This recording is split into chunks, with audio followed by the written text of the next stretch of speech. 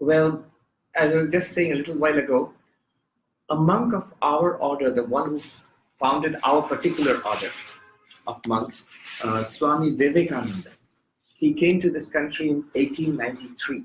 He was the first Hindu monk to come to the West, to the United States, and teach about Hinduism.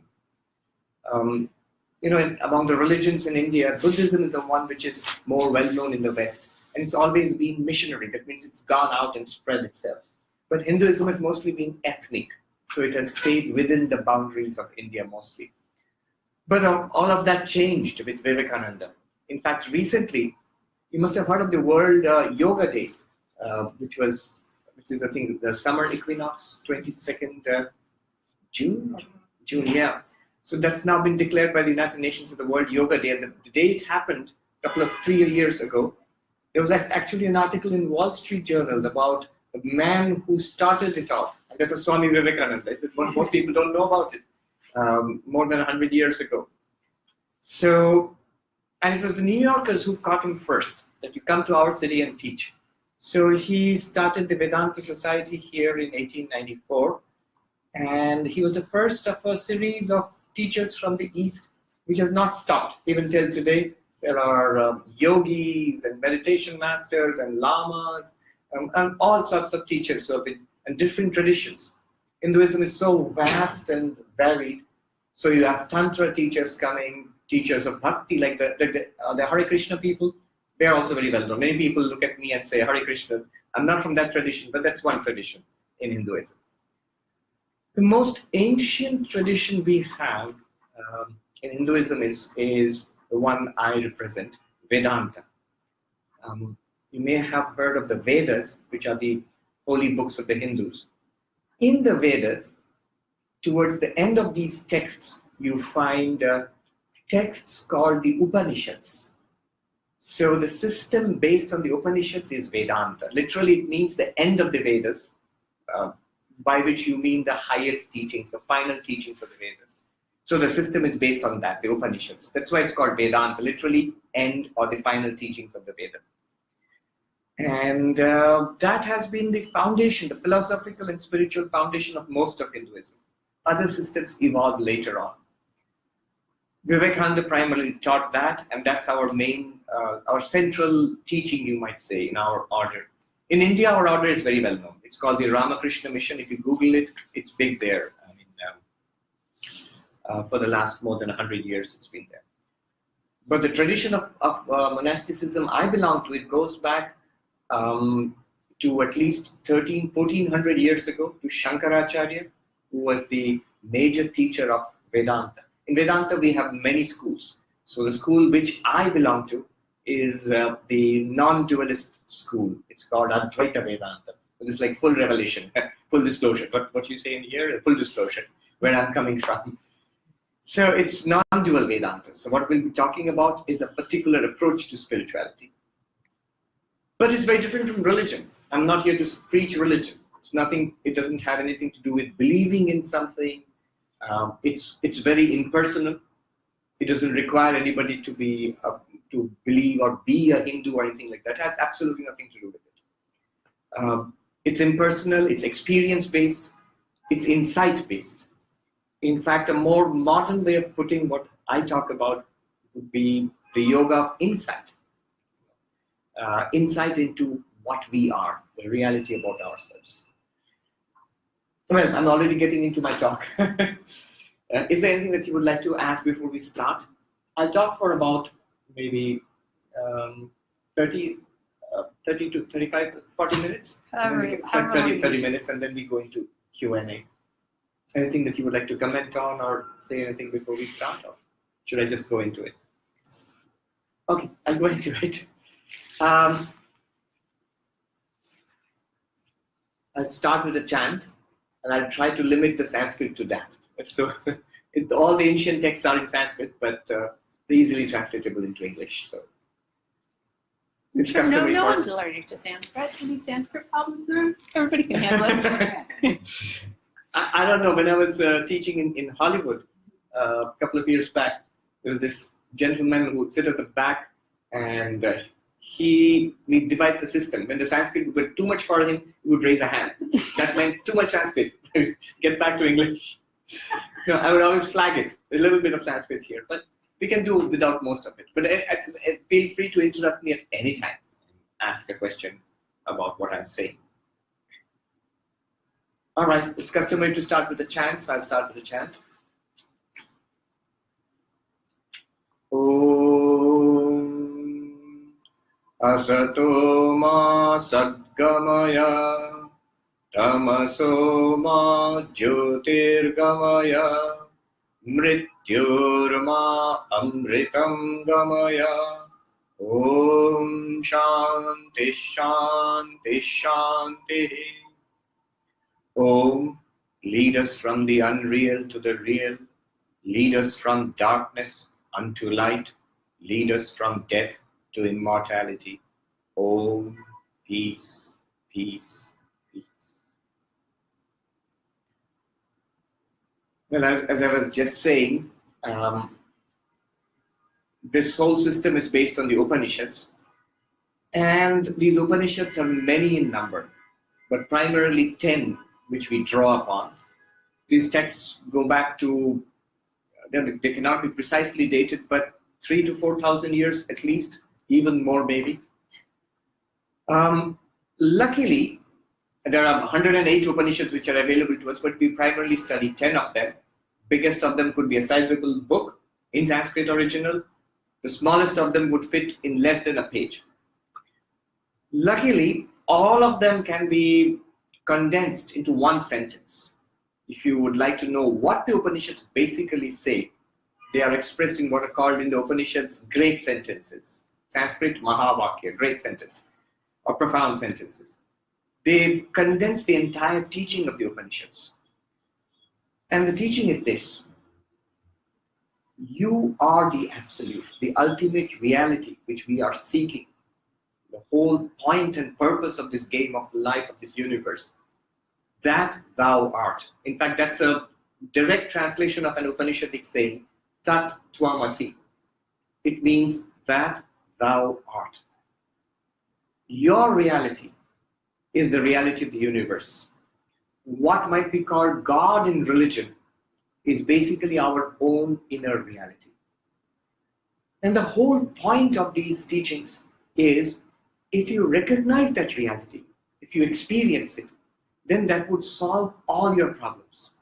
In fact, you would ask, what is the purpose of the Upanishads of Vedanta? The purpose is, it can be put in two ways. One is the direct way, which would appeal to people today, say in Manhattan, even to thousands of years after they said this. It is to overcome suffering and attain bliss. Overcoming suffering and attainment of profound, lasting happiness. That's the point of this entire exercise. In fact, and that's the whole point of spirituality in India. It's not just Vedanta, all the systems aim at this. In fact, if you know the story of the Buddha set out to find out if there is a way out of suffering. That was the quest of the Buddha. It's the same quest. The insight that the Upanishads, that the Vedanta offers is, if you know yourself, then you transcend suffering. What is this yourself that Vedanta speaks about? The Upanishads say that we are not what we think we are. We think that we are these limited creatures of flesh and blood with a mind. That's the most that we can think of. That we are a person, this person and this person. We don't even question this. The Upanishads say that if you would look inwards, if you would inquire inwards, then you would find an extraordinary reality which is present here, an immortal spirit. Spirit is, they have a very precise meaning for it. They're not mysterious at all. Spirit, God, these are sometimes vague terms. But as we shall see today, what the Upanishads talk about, what Vedanta teaches, is very direct. I mean, there is no way of not understanding. There's no vague or mysterious language. In fact, it's helpful to compare different approaches to spirituality. The most common approach which you find mostly in religion is what Vedanta would call the devotional aspect, the Bhakti approach, where you're supposed to start with faith. That there is a God and you believe in a God and you surrender to this God and you follow a certain way of life in the hope that one day we end up, meeting God, going to heaven. I saw a big billboard, on the road. It's there. After death, you will meet God. Call 815 for the truth and so on and so forth. But you see, God is distanced from you.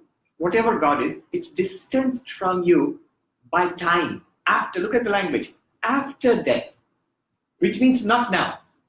Not right here, right now at 6:45 in Manhattan. Not now, after death. Another similar billboard, it says, heaven is a place. And it says again, I call 815. I really should call them 815. But that's traditional religion for you. It's not just in Christianity or Judaism. You have entire traditions in Hinduism which are like that. They're all true. Vedanta, one unique characteristic of Vedanta, which is very useful, I think, and very needed for this world, is that it considers all religion to be true. It does not lay exclusive claim on the truth. At the core of every religion, we believe, is the same teaching, but in different language, different stories, different practices, different approaches, which makes the whole thing richer. Swami Vivekananda, our founder, he would say that the more religions, the better. He said, I believe that every human being should have his own religion. I mean, there should be 7 billion religions here, and that would be better than having only one religion. But as a matter of fact, there is, it's an aside what I'm talking right now. All of us, whatever religious or spiritual tradition we belong to, we do cherry pick a little bit. We do take in what we believe in, what we understand, and what suits us, and we adapt it to us. So even in the same religion, it may be in the narrowest church, 2 different members of the congregation wouldn't understand it in the same way. Anyway, Vedanta believes that at the core of all spiritual traditions, there is this truth. One approach is the devotional approach. But the problem with the devotional approach is it depends heavily on faith. So you believe in this and you're separated from that ultimate reality, God, heaven, or whatever you call it, by time, after death, by space, not here, in heaven. Heaven, look at the language. Heaven is a place. In contrast to that, when Vivekananda came here, he presented a second approach, not the Vedanta approach I'm talking about, but a second approach. It's good to contrast these approaches, then you understand what Vedanta is really about. A second approach which Vivekananda presented here and which really appealed to people in this country. He said it's not believing. Religion is not believing in something. Religion is realization. Religion is experience. If there is a God, I must see this God. If I'm an immortal soul, I must know it. I must feel it, realize it. So he taught the path of what is today called Patanjali Yoga. Yoga has become a very umbrella term now. It includes a lot of different practices. But what he taught here, he called it Raja Yoga. In fact, his book Raja Yoga was published from New York. It was his first book to be published. The central approach in that path, this is the second path I'm talking about. Central approach in that path is you meditate, you'll be shown techniques of meditation, and at the end of which, when you practice this, you will have these extraordinary experiences which will prove to you the truth of spiritual life, that you are not the body and mind, that you are an existence apart from the body and mind, and so on. So a proof, what is called mystical experiences. It's not just for mystics of the church, but it's for everybody. And Vivekananda taught that.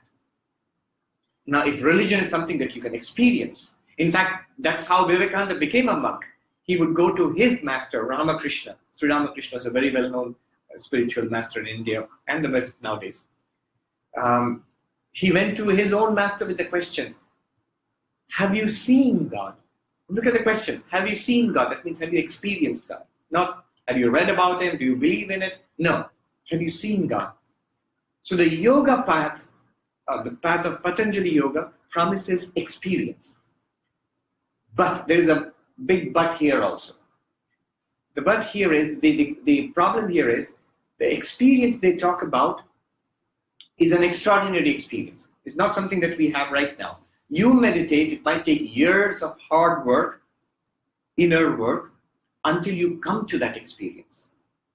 So until that time, you are in the same boat, like a person who's believing in God, you're also trying to experience God. In contrast to that is the third approach, which I'm going to talk about today. Not one based on belief. You don't have to believe in something, take something for granted, and wait till after that you go to that place. No. You don't even have to take a series of complicated meditation exercises, which will finally give you certain experiences. Not even that. And we'll do it today. What we will do today is this is called the path of knowledge or path of non-dual Vedanta. It's available right now, right here. And you are that reality, according to Vedanta, that thou art. So, using our day-to-day experiences, using all that we have right now, can we get an experience of that? Can we get an insight into this spiritual reality that Vedanta speaks about, our own real self? Can we get that experience here and now, directly, continuously available? Not in a different place, not in a different time, not something that you have to wait for, not something that you have to go somewhere, not something other than you. It is you, yourself, right here, right now, an insight into our real nature. Can we do that? So, non-dual Vedanta presents a variety of approaches to gain that insight. Today I'll be speaking about one of these approaches. There's a vast literature, as I said, Upanishads, but after the Upanishads also many masters wrote many texts over the last 2,000-3,000 years, especially after Shankaracharya, who came 1400 years ago. After that, many teachers have written many of these texts. So one of these texts, I will use one verse from that text today to help us to go deep within ourselves into our own experience and see what these people are talking about. That this experience we have about ourselves, we have profoundly mistaken. This is just the surface of our being. The reality about ourselves, can we sense it? Can we intuit it? At least a glimpse of it today. So that's what we are going to do. This sets the background to what I'm going to talk about. I haven't started yet though. But it's very direct. The background is important. It's very direct and it's easy to grasp and easy to do. This text which I'm going to use now is in the non-dualist tradition. It's called the Analysis of the Seer and the Seen. Drishya Viveka in Sanskrit. The Analysis of the Seer and the Seen. And I'm going to take only the first verse from it, from that Sanskrit text. It was written about 700 years ago by a master called Vidyaranya in the south of India. So that's what we're going to do now. As we go into this, what we're going to do is try to intuit that inner reality, which Vedanta speaks about. As we go into this, I would like you to hold on to and remember one operating principle, a very simple principle, commonsensical approach. What you see is different from you. The seer and the seen are two different things. It's as simple as I am seeing this piece of this cloth. This cloth is clearly different from me. The eyes see this cloth, and the eyes and the cloth are clearly different from each other. So, the seer and the seen are two different things. Just hold on to this principle. You understand what I'm saying in a very simple way. I mean, take it in a very naive, childlike way. Yeah, okay, I see something, it must be different from it. We'll start with this. The verse, I'll tell it to you in Sanskrit, and then we'll go into the English translation. The verse goes like this. Rupam drishyam lochanam drik tadrishyam driktu manasam drishyadhi vrittaya sakshi drigeva natu drishyate. What does this mean? There are four parts. Usually the Sanskrit verses, they have four quarters, four parts. And the whole process has four steps. Each quarter talks about one of these steps. So the first part, it starts in this way. The whole principle is it takes you from something simple, external, step by step to the reality within. 4 steps. First step, very simple. The eyes are the seer and the forms are the seen. Forms means whatever you see. So rupam literally means form. Literally it means color, but also extended to mean form. All that we see, physically see, they are forms. People and buildings and mats and the ceiling, all these are forms. These are seen. And the eyes are the seer. You might say, no, I am the seer with the eyes. Yes, that will come later. But take it in a very naive, step-by-step, childlike fashion. From the known to the unknown, as the saying goes. So, the eyes are the seer and the forms are seen. Immediately notice one thing. The eyes are different from what they see. Clearly, the forms are different. Those things are out there and the eyes are here. In fact, the only thing that the eyes cannot see, can you tell me what it is? What is it that the eyes cannot see? Themselves. Yes, you're right. You might say, no, that's not true. I can see my eyes in a mirror, but you can only see the reflection of your eyes in a mirror. The way I see something directly like this, I can't see my eyes like this. Even a picture or a selfie, it's just a picture. Even if you see, I can see myself and in the screen there. But even that's a picture. I can't see my eyes, directly. So the only thing that they cannot see are themselves. They can only see things which are different from themselves. So the first principle is the seer and the seen are different. The eyes, which are the seer, are clearly different from what they see. 1. Second thing, note that the same eyes perceive a variety of the seen. You see different colors, different shapes, people and animals and buildings and the sky and the trees.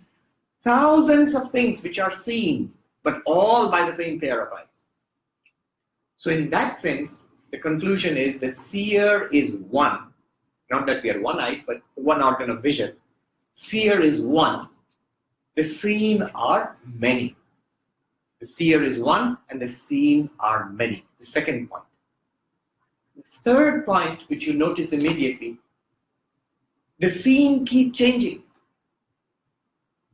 You saw the busy street outside, before that you saw the subway, now you come in here and you're in here in class, and again you will leave and you'll see so many different things. It keeps changing. But the seer, the eyes, relatively are unchanging. The same pair of eyes, relatively unchanging, see a variety of changing things. Very simple facts. You might feel like, yeah, get on with it. But it's important to hold on to these 3. And we'll see the point at the end of it. Seer and the seen are different. 1. The seer is one. The seen are many. 2. And the seer is unchanging. The seen are continuously changing. All throughout our lives are changing. Okay. This is stage 1. Let's go deeper. Take a step back. From the world being seen by the eyes, let's take a look. Let's experience the eyes. How do we experience the eyes? The eyes themselves become the seen within quotes now. Seen as in experienced. And what experiences your eyes? That my eyes are open, that my eyes are closed, that I need glasses, that there's something gotten into my eyes. All of this, how do I know? With the mind. Are you with me on this? One step back into yourself. It's the mind which recognizes what's happening to the eyes. Sanskrit for that quarter is Tad drishyam drittu manasam. The eyes now become the seen and the mind becomes the seer. Immediately apply those 3 principles which we got, 3 observations which we got. Seer and the seen are different. Yes, you got it. They are different. The mind is clearly not the eyes. You can again physically see that the eyes are an organ of vision. The mind is something subtle inside. So the mind which sees the eye, sees within quotes, sees in the sense it knows that my eyes are open or closed or so on and so forth. So the mind is the seer and the eyes become the seen. What about the world? Still the seen. The eyes see the world, but the eyes are experienced by the mind. This is stage 2. And we clearly see, number one, the mind and the eyes are different. Seer and the seen are different. Second observation, the eyes themselves have different inputs. The eyes, the sense organs, not only the eyes, the skin and the nose and the sense of touch and smell and taste. All of these, they present a variety of different inputs. All of them are experienced by the same mind. The mind being one, the inputs of the sense organs are many. The seer is one, the seeing are many. Second observation, still holds true. Third, the seer is unchanging and the seeing are changing. Clear. Sometimes I thought my eyes were very good. Now I need glasses for my eyes. The condition of my other sense organs is also changing. The body is changing. All of that is understood by the same mind, relatively unchanging. Here you might say the mind changes continuously. True, but the mind changes into the mind. More thoughts into thoughts into thoughts. So the seer remaining relatively unchanged, the seeing are changing. Three observations. Seer and the seen are different. The seer is one, the seen are many. The seer is unchanging, seen are changing. Step 3. Go deeper. Yet deeper. Now the magic begins. So far it's been common sense. Are you with me so far? Are we on firm ground? Alright. It's like climbing up the stairs. You put your feet firmly on one step before you move up to the next one. So now we go deeper. The mind itself. Look, here is the world. Here are the eyes. Somewhere inside diffuses the mind. The mind itself becomes the object which we try to see. The mind becomes the seeing. In Sanskrit, Drishya Dhrivittaya Sakshi. The mind itself becomes the seeing. And it is true that we experience the mind. Who does not experience the mind? Thoughts, emotions, happy, sad, pleased, irritated, want this, don't want that, like this, dislike that. I understand, I do not understand, I remember, can't remember, it's on the tip of my tongue. All of these things are the mind. And who does not experience it? We experience it. We experience our minds directly. If you experience your mind, then your mind is the scene, something that you experience, an object of experience. And there's an object of experience, a scene, there must be a seer. And you remember, the seer and the seen must be different. So there is a seer of the mind which is not the mind. That which shines upon the mind and reveals the mind to you. So first point is that the seer of the mind, let's just call it the witness. The Sanskrit is sakshi, which means witness. There is a witness within you which shines upon the mind. I'm using shine a light metaphor because inside you can see it's revealed. You will look inside, you will see your thoughts are there, emotions are there, feelings are there. What shines upon the mind? Let's call it the witness, the real you. You are the one which shines upon the mind. And that witness must be different from the mind. Here is something. See, so far it was common sense. Eyes are different from that mat, yoga mat. We know, it's clear. The eyes are different from the mind. The mind is something psychological. Eyes are physiological. Clearly different. But I, the witness, am different from the mind. Here you are beginning to, if you are careful, you will catch me here. Wait a minute. This is where it begins to be new. This is where Vedanta actually starts. Undeniably, the mind is experienced. So there must be an experiencer of the mind. You must be the experiencer. There's a psychologist here in New York, Greg Good. He is very interested in Vedanta. So he puts a lot of Vedanta in his teachings. So just a simple experiment. He says that have a thought in your mind, like just think 2 + 2 is 4. Just a thought. Now, consider the feeling of that experience of thinking 2 + 2 is 4. Are you aware of 2 plus 2, 4, or is 2 plus 2, 4 aware of you? That's a weird question. Nobody asked you in that sense that way earlier. Think about it. Are you not aware of your thoughts? Are your thoughts aware of you, or are you aware of your thoughts? Think about, just experience it. 2 plus 2, 4. Clearly it was a thought which you were aware of. So there is something within you which shines upon your thoughts, which is different from your thoughts. Not only is it different from your thoughts, not only are you different from your thoughts, that witness you different from your thoughts, but you are one, your thoughts are many. Throughout the day, you have thousands of thoughts, feelings, emotions, memories, desires, ideas. All of these things come and go, they flit back and forth in the light of that witness. So the seen are many and the seer is one. And third, the same observation still holds good. That consciousness, that witness within you is unchanging. What changes are the thoughts, are the emotions. What changes is the mind. Throughout our days and nights and months and years of our life, is the mind which changes. What Vedanta points out is that there is an unchanging witness which shines in the mind. That does not change. 3 points. The witness, which is the real you, which is what Vedanta is trying to point out to you, and we shall see an exercise to try to appreciate that. That witness is different from your mind. You are not your mind. Second, you are one. Your mind is full of thousands of different thoughts. You are unchanging. Mind is continuously changing. And the body is changing, and the world is changing too. But you are that unchanging light, that witness consciousness. There's a nice story which the Swamis, the monks in the Himalayas tell about this, that you are different from your mind. You see, here itself you can begin to apply Vedanta and it helps.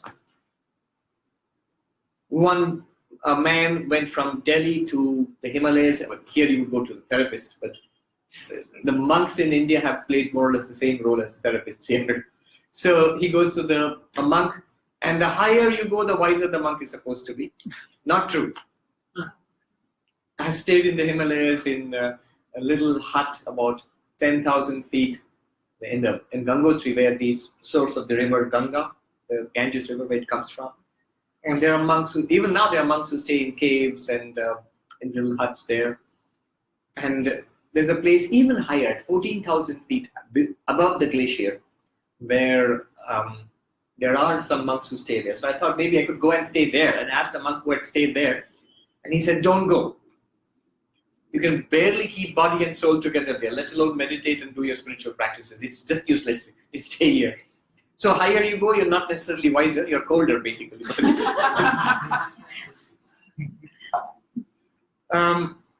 Yeah, because there the hut I stayed in, I remember there's no electricity, so there's no furniture, there's no question of anything to warm you. I mean, if it's 30 or 40 outside, it's 30 and 40 inside the room, and your blankets are also 30 degrees. So you have to warm it up with your own body heat. So this monk tells this person who's come, what do you want? And this person says, in Hindi, it says, I'm miserable. I'm unhappy. I'm miserable. Help me. And the monk says to him, now you can also understand the technique he's applying. He says, are you aware of your misery? Do you feel your misery? Do you feel your unhappiness? And this man says, of course. That's why I'm here. I am unhappy. I feel unhappy. That's why I've come to you. If I didn't feel it, why would I say I'm unhappy? And then the monk says, if you feel your misery, if you experience your misery, then you are the experiencer of the misery, and the misery is the experienced. The seer and the seen cannot be the same. You are not miserable. You are the knower of the misery in your mind. You must be apart from that misery in order to experience it. As much as I must be something different from this cloth in order to experience this cloth. And this man thinks, this monk tells him, think about it, meditate upon this and come back tomorrow. This man meditates upon it and thinks hard about it. And actually if you do that, you will actually feel immediately a space between you and your mind. The anger in your mind is an anger in your mind. You are not angry. The one which saw the peaceful mind is the same one which is seeing the angry mind. Is the same one which will again see the peaceful mind. That one is not angry. That one is not miserable. That one is not upset. Now this person feels it and he comes back to the monk and says, you are right. I am not the misery in the mind. The misery in the mind is the seen. I am the seer of that. I am so peaceful now. Here's the real point of the story. The monk immediately scolds him and says, no, you are not peaceful. You are the seer of the peace in your mind. You see, what happens is, that's the trap we fall into. The moment the mind calms down a little, oh, I'm so quiet, so calm. It's the mind which is happy, quiet and calm. The one which witnesses that calm mind is also the one which witnessed that upset mind. It's one which witnessed the miserable mind. That one is not affected by the movements of the mind, the ups and downs of the mind, the misery and the happiness of the mind, the anger and the peace of the mind. That one is not peaceful. In fact, the word they use in Vedanta is Shantam, which means peace itself. That one which you are, that witness self, is peace itself. It does not get agitated or disturbed by the movements of the mind. You are not peaceful. You are the witness of the peace of the mind. You are the witness of the peaceful mind. Then only you can be safe from the mind. Otherwise, what would happen to that man is, the moment he comes down from the mountains and goes to Delhi, maybe, with the beautiful air, I don't know if you've heard about it, and gets stuck in the traffic, infamous traffic in Delhi, and he'll get upset, and he'll think, oh, I was so happy, so peaceful in the Himalayas, now I've become upset again. It's because you're again identified with the mind. There was a funny story recently, some kind of tension between India and China, and somebody threatened, some press somewhere, the Chinese army threatened that, we can be in Delhi in 24 hours. And somebody again replied from the Indian press, no, you can't, because Delhi is heavily defended on all sides by traffic. Nobody can get to Delhi in 24 hours. So anyway, it gets upset because again I'm connected to the mind. If only you know that you are not the mind goes on functioning. But you're not the mind, you're not the body. This is the central teaching of Vedanta, that you are something much bigger, much vaster than the mind and body you identify yourself with. You see, normally we think of ourselves as bodies with consciousness. What Vedanta wants you to do is to reverse that. You are a consciousness with a body, experiencing a body, operating a body, embodied. You're not a body with consciousness. You're a consciousness with a body. It makes a huge difference when you make this change, this reversal. The Wall Street Journal article I referred to about Vivekananda on the International Day of Yoga a few years ago. The journalist she was very humorous. She wrote, yoga, which is so popular across the West, in the United States especially in New York, every other corner has a yoga studio. People who flock to the yoga studio would be shocked to know what Vivekananda taught. He taught, you are not the body. And they would be further shocked to know that he further went on to say, you are not the mind either. There is the body and needs to be taken care of. There is the mind, it needs to be taken care of and managed, but you are not either of them. You are that witness self, that consciousness, apart from the thoughts in the mind, apart from the body, not physically apart, it's supposed to be all pervading, but operating through the mind and body, unchanging, whereas the body keeps changing, the mind keeps changing. One, whereas the thoughts are many, the body is a composite of many things. Now immediately the question will be, oh, that sounds cool. Can I experience it? Like I experience the body clearly. Okay, it's here. I can experience the mind too. All right, here I experience the mind. Can I experience this witness self you're talking about? We come to the last part of the verse. Remember, this is just the opening theme. This is the first verse in that little book. The last part of the verse says, Drigeva natu drishyate. Sorry, bad news. You cannot experience that witness self. But hold on. In fact, Vivekananda himself said, the real self which Vedanta speaks about is not something to be known. But before you get up and he said, why did you invite me there in a perfectly nice afternoon in Manhattan if you can't experience that witness self? It's more than experienceable. It's not an object to be experienced. It's the one which experiences. The verse says, Drigeva natu drishyate. The witness self, the witness, is never an object to be experienced. It is that which experiences all objects. A good way of understanding this is, take the example of the eyes themselves. If you ask, you cannot experience it. However, how do I know it's even there? That this witness, this pure consciousness, unchanging awareness you speak of, how do I even know it's there? One example is the eyes themselves. Suppose I say that, you went to Bendable Body, was the Swami there? Say, yeah, he was there. If somebody asks you, how do you know? You'll say, I saw him. So the proof of the fact that the Swami was there, you saw the Swami, right? You saw the Swami, that's the proof. And were these other people there? I don't know, let me look at the register, whether maybe they signed the names or something. Yeah, those people were there. Because they signed out. And somebody asks you, were you there? Will you say that, yeah, I was there, I saw myself, so I must have been there? No. Your own existence here does not depend upon you seeing yourself. And let me put it in an even more simple way. Everything here, if I ask you, is there a water container there? You'll say, yeah, I can see it. Is there a Swami sitting in front of you? Yeah, I can see it. Everything that you can see here, you can say that, yes, it's there, I see it. Now, if I ask you, do you have eyes? Are your eyes there? You'll say yes. Will you say, yes, they are here because I can see them?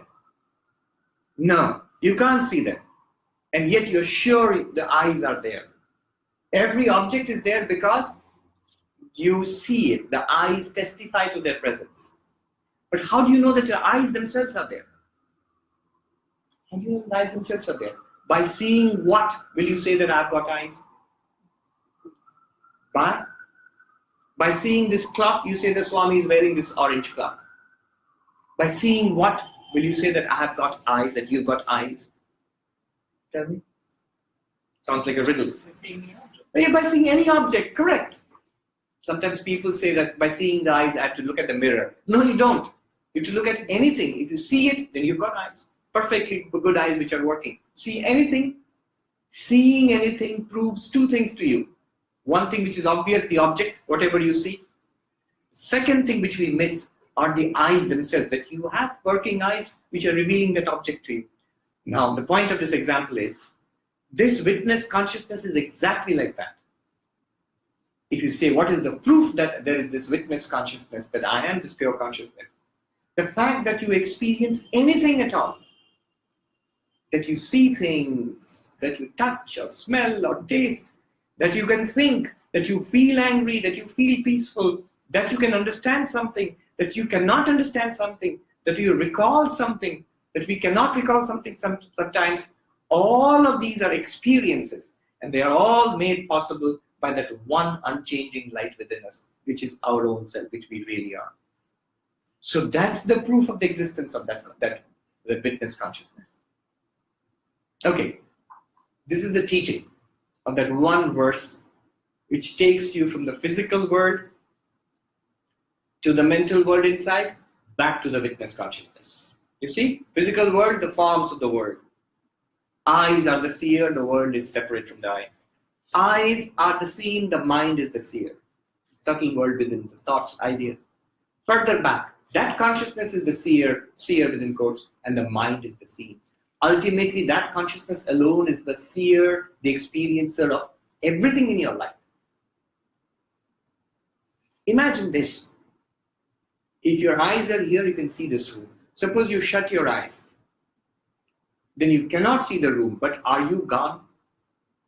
No, you're still there, right? You're still there. You are a person who was not seeing anything anymore. That's all. That's your experience. But imagine that witness consciousness. Suppose it's not there. Then what will happen? If we have correctly grasped the concept, you'll see it's just blankness. There won't be any experience at all. All experience depends on this consciousness. This consciousness plus the mind, you can think. This consciousness plus the intellect, you can understand. This consciousness plus the memory, you can recall things. This consciousness plus mind plus eyes, you can see things.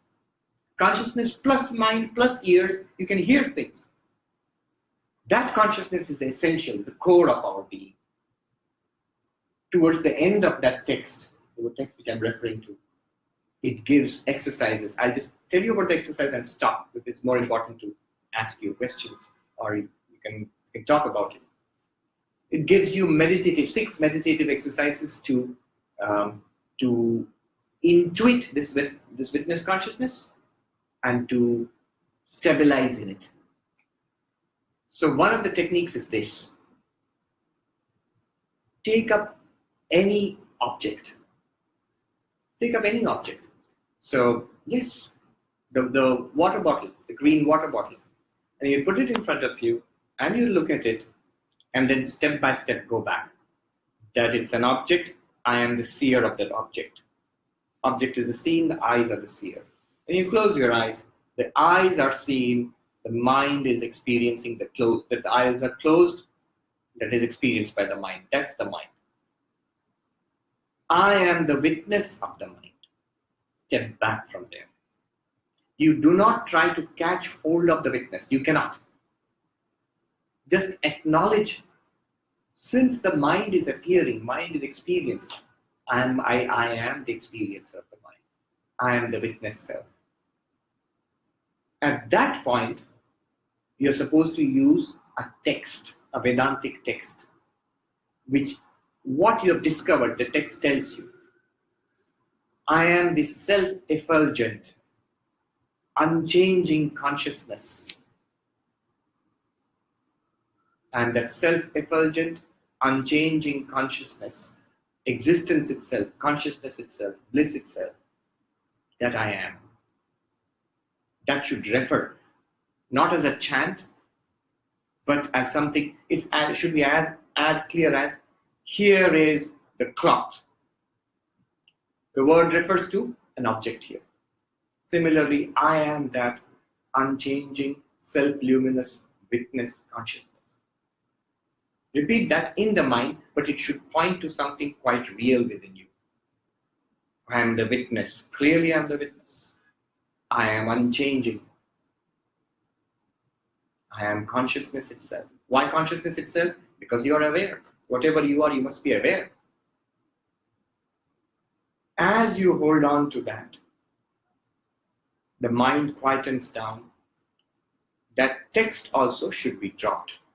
Technique is drop the object, that means the thoughts in the mind, drop the text also, that I am the witness consciousness, that also stop doing it and remain as the witness consciousness.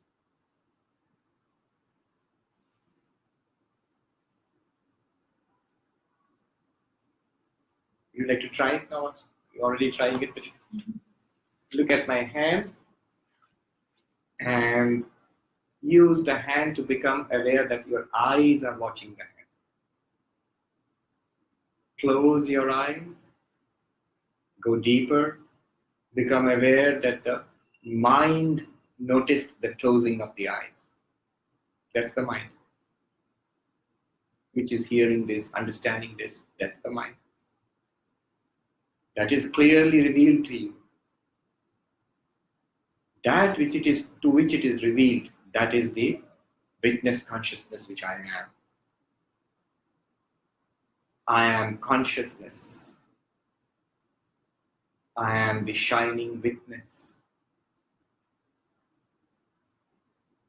I am unchanging, eternal.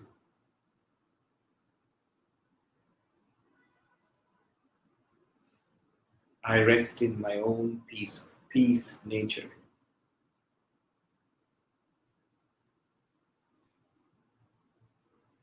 The world changes, the body changes from childhood to youth, to middle age to old age. The mind changes.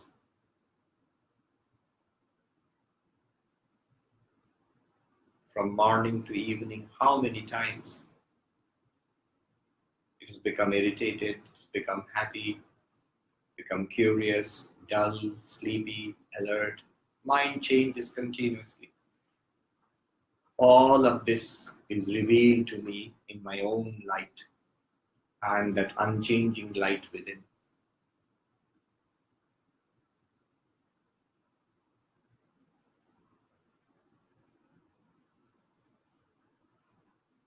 That light is serene. That light has no problems.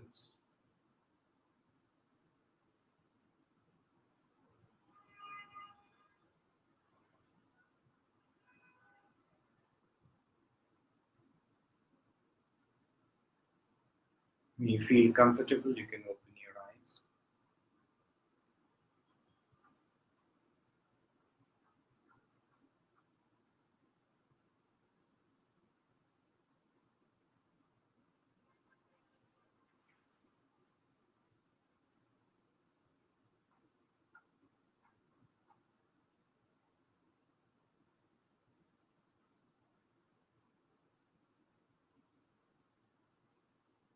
Are there any questions, comments? Yes. Observations? It's a part that I don't understand. Yes. Maybe it's an observation. The mind, or the unchanging absolute self, Yes. is essentially a witness. Yes. Consciousness is separate from that, and we witness that.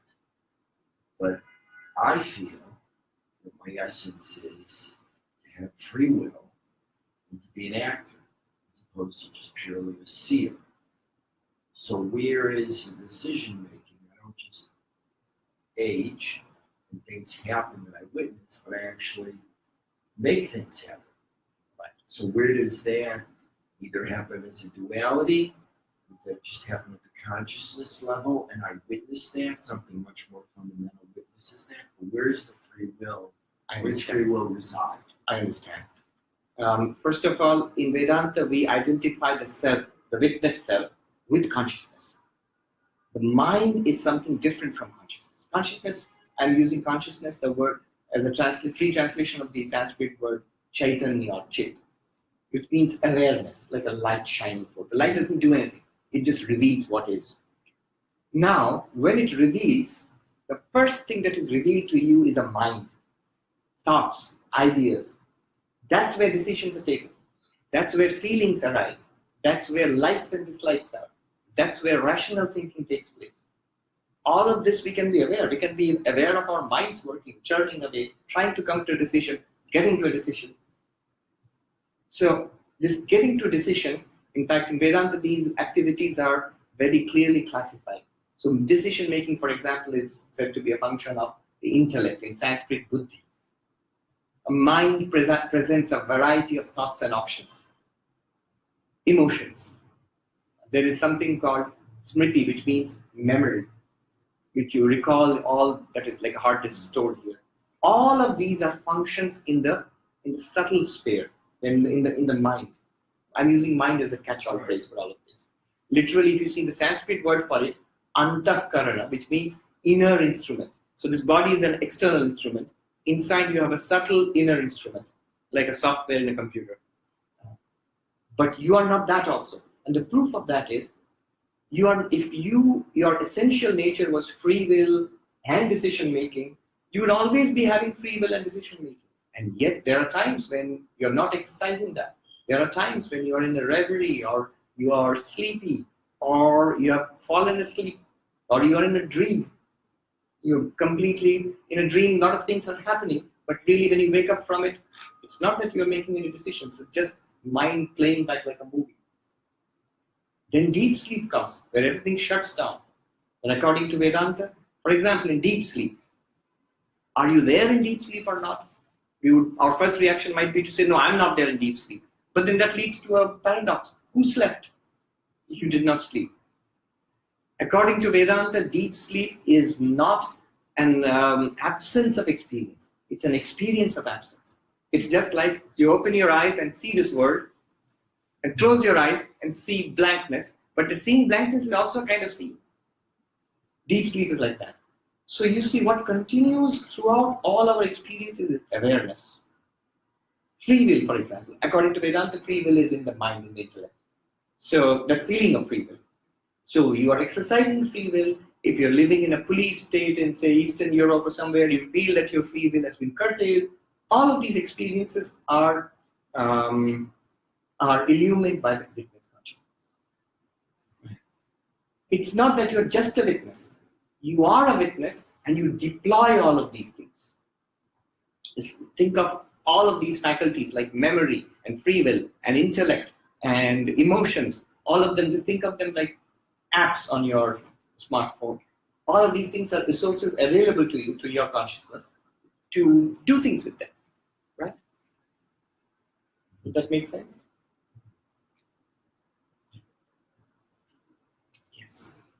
Some of the Buddhist readings I've done, they talk a lot about ego. Is that similar to the witness that you're talking about? No. Here's the difference.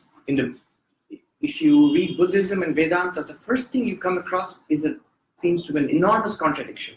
Because the Buddha said that there is no self. No permanent inner self is there. What we consider to be a person is just an illusion. It's a continuous stream of thoughts, feelings, emotions. If you analyze it, there's no particular self to be found. The ego is not a permanent entity. If you look deeper, so it seems to be contradictory to the Vedanta position, because Vedanta seems to say that there is an eternal self within. But if you look deeper, what the Buddha denied is also what Vedanta denies. It does not say that eternal self within is an object. The ego is an object. You can right now feel it. You say to yourself, you have a feeling of your own isness, of your own existence. And yet the one which feels that's the real you, not the person which is felt. Vedanta keeps on saying that you are not this person. After all, the person disappears when you go to sleep. The person has been continuously changing. It's a work in progress. From your babyhood to your teenage years, to your youth, to now, and further ahead. The person is changing. Which person are you in this stream? Are you a collection of all of them? Vedanta would say that you are the pure subject, that consciousness, which experiences a person in terms of body-mind. What about a person who experiences multiple personalities? You could still explain that. It's the same consciousness getting identified with a particular mental makeup, which is the person here or the person there. If that mental makeup is fractured somehow into multiple personalities, the same consciousness would get identified with this or that or the other one and would feel like a house at war with itself. In Vedanta, one thing to do is to note that they're talking about fact, something available right here, not something to be believed in, not even something to be experienced much later. It's something available right here. Let me ask you this. We went from the world seen by the eyes, then the eyes experienced by the mind, and the mind shining in the light of the pure consciousness. Now, if I say, the world out here, is it a fact or is it philosophy?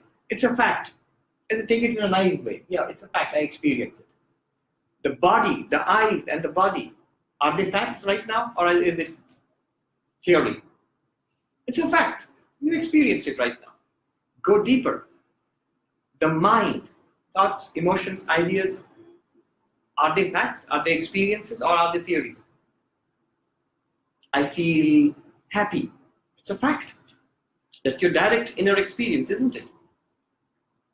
Now the witness consciousness which shines upon the mind, is it a fact or is it theory or philosophy? At this point, most people would say, oh, that's something that I have to experience, I have to understand. Vedanta insists it's as much a fact as this thing. When? Right now. This process should, if you carefully attend to it, world, eyes, mind, and me shining. Me means not the person, the impersonal consciousness shining upon the mind. It should be evident right now. Yes. So how are our witnesses connected to each other? I'm guessing It's a very good question. We'll explore that in coming classes. But Vedanta says, ask this question, exactly the question you asked. You'll be glad to know this is something that in the Bhagavad Gita, which is one of the texts of Vedanta, Krishna takes up in the 13th chapter. How many witnesses are there? So there are a dozen people here, 15 people. Are there 15 witnesses? Are there 10 million witnesses out there in New York? Are there 7 billion witnesses in the world today? Or if you include the animals and everything, trillions of witnesses? Or is there one? And Vedanta has a startling conclusion. There is one witness. We are actually, all of us, one immortal consciousness. It makes you feel good. This being one, being united, it's not a slogan. Brotherhood or sisterhood, it's not a slogan. That we are all one. Vedanta takes it very seriously. In fact, the fundamental teaching of Vedanta is that one existence within ourselves, which shines forth. You see, what makes us different? Clearly our bodies are different. You can count. Clearly our minds are different. The knowledge that you have, I don't have. The memories that she has, I don't have. Our minds are different. But if I'm not the body, if I'm not the mind, if I'm the light shining on this mind, what to differentiate the light shining on this mind from the light shining on that mind? In fact, the question Vedanta would ask is, why do you think we are different? Not why do you think we are one? We are different in terms of body, personalities, minds, but we are one as far as that inner self is there. Literally one existence. Not only all human beings, all animals too, all sentient beings where consciousness is manifest. We are all one being right now. And not only that, the most profound question, not only that, it also touches upon the question of God. That is the God that Vedanta worships. That one consciousness, unbroken consciousness within all beings. It's not a God of faith. One person asked a monk in the Himalayas, give me an irrefutable proof of the existence of God. And the answer was your existence. That only makes sense in this Vedantic framework. Because our existence, that witness consciousness, if it is one unbroken witness consciousness in all beings, an immortal consciousness, bodies die, minds change. That consciousness is unchanging. That is what is going on in Vedanta. Very good question. Somebody else had a question. I want to go into stretching. No. It's kind of a hard thing to. Any more questions? In fact, I'll make one more observation here. We have run out of time. No. Two- So two. if you do need to go, though, certainly, yeah. But we're not out of time. It's this. You know, in the world of religion, there are two kinds of religions you'll notice. One are the theistic religions, which believe in some kind of God. Judaism, Christianity, Islam, and many varieties of Hinduism. In Hinduism, God is understood in different ways, but there is a God. Vishnu or Shiva or Divine Mother. In Hinduism, God can be male or female. And there is a form of God worship which is both male and female. It's called Ardhanarishwara. Or beyond gender, with form, without form. So all these are religions which believe in a God. But there are religions which do not believe in God. Buddhism. They don't talk about God. There are other religions in India, for example, Jainism, which is not so well known outside India. They are probably the most peaceful religion on earth. The fundamental practice is peace and non-violence. The Jain monks wear filters, masks over their mouth so that they don't kill bugs. And they walk with a peacock feather fan so that they can gently sweep aside ants when they walk on the path. So they are that non-violent. I think Sam Harris, he said in a talk that it's only for the Jains, the more fanatic they are, the less you have to fear them. They're going to get more and more non-violent.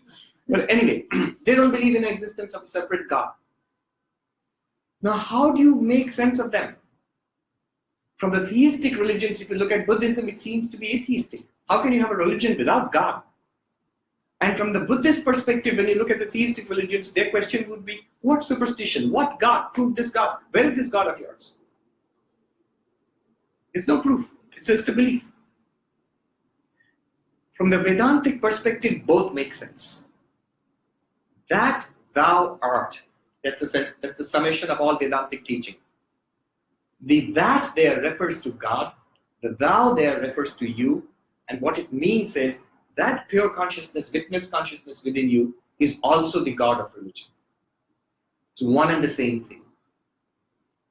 When you put it, you make a difference between yourself and that ultimate reality and you worship it as a God, it becomes a theistic religion.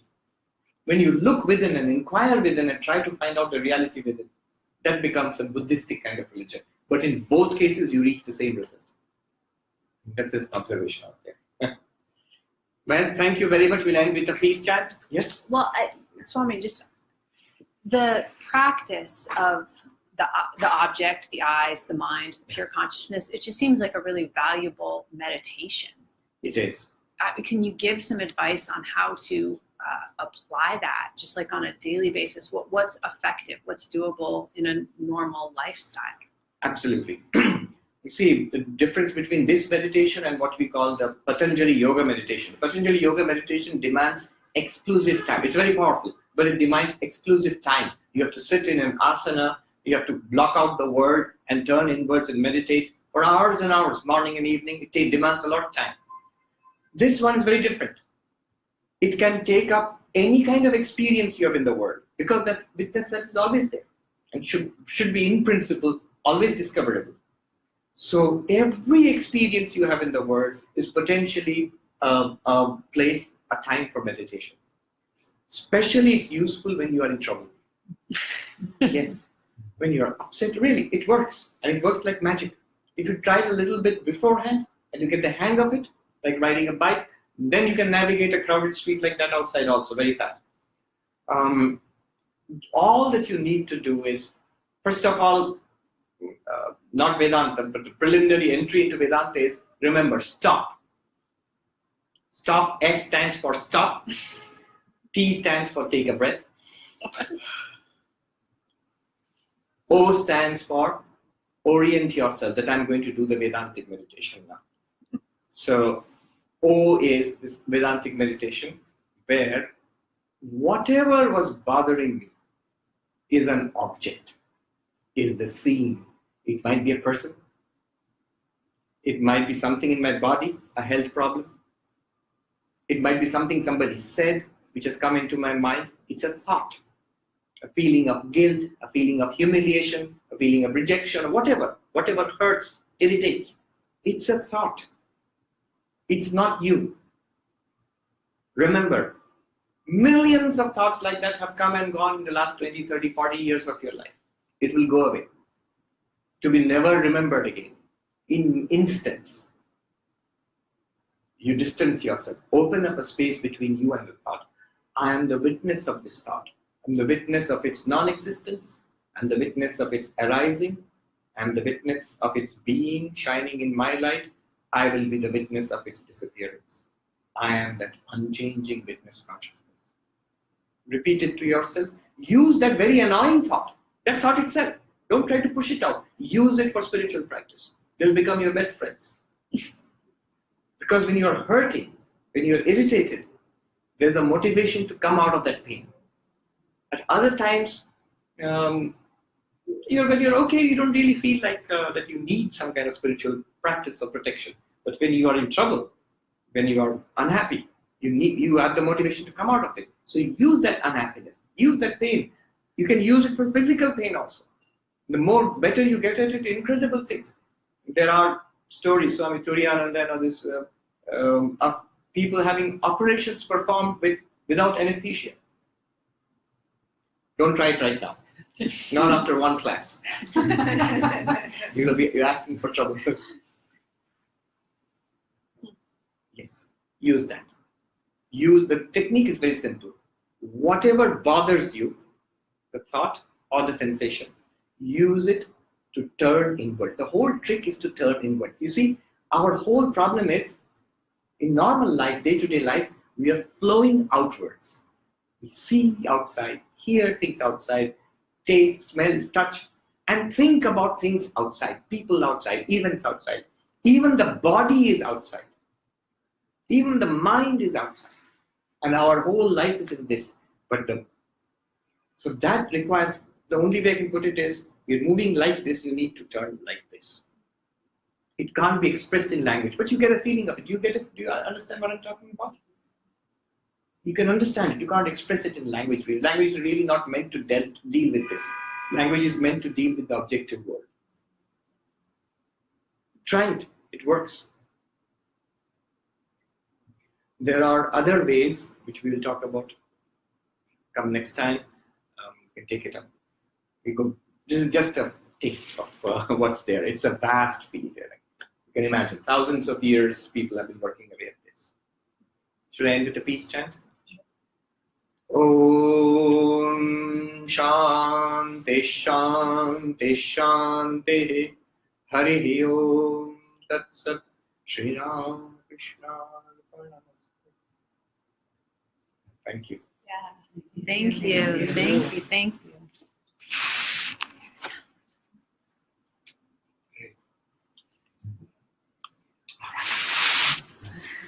I'm afraid thank you. I'm afraid I've intruded upon your stretching No. time. As everybody knows, the theme of this was certainly to hear you, and that was remarkable. Yes. And our brains were stretched. Right? Yes. So simple, right? Yeah, I actually have one question, something that we experience regularly doing this work, and those of you that have worked privately with us. How you would think about this from the standpoint of consciousness? We find that people get better faster and heal quicker when they apply awareness. Absolutely. Now, would you call that the awareness in the mind or the consciousness? Whichever it is better the more you step back from the body into the mind. Remember, stepping back from the body into the mind is not living in your head. It's living in awareness. In fact, it's more being more present. Not being more intellectual and lost in your thoughts. One reason why Vedanta often doesn't work is, if you leave it at the level of the head, of the intellect, when you feel, oh, I learned a nice philosophy today, I heard an ancient Indian philosophy today, it will not work for you then. The mind quickly takes it up and compartmentalizes and puts it there.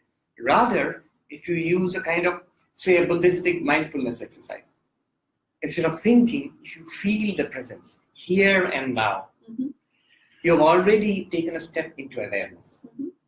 And any kind of activity that you do, stretching, eating, walking, working in that awareness will definitely be enhanced. Yeah, I mean, we honestly see that the parts of the body that are the most injured have the most lack of consciousness. Both the person that's working and they're not conscious, and we, the practitioners, become unconscious. And so just bringing consciousness to it, the change happens quicker. So One book I would recommend is, it's not a Vedanta book, but a very useful thing for Vedanta and for the practice here. You heard of The Miracle of Mindfulness? Thich Nhat Hanh? It's a classic. It's worth reading. He's a Buddhist monk, but it's practical and it's immediate. Right now, right here, immediately you see the benefits.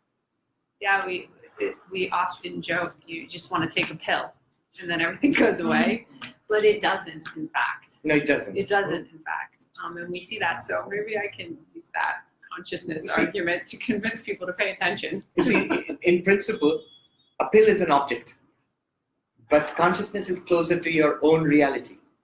The thing which you use, which is closer to yourself, the more powerful it is. Mhm. And the more control you have over it. A pill might stop working.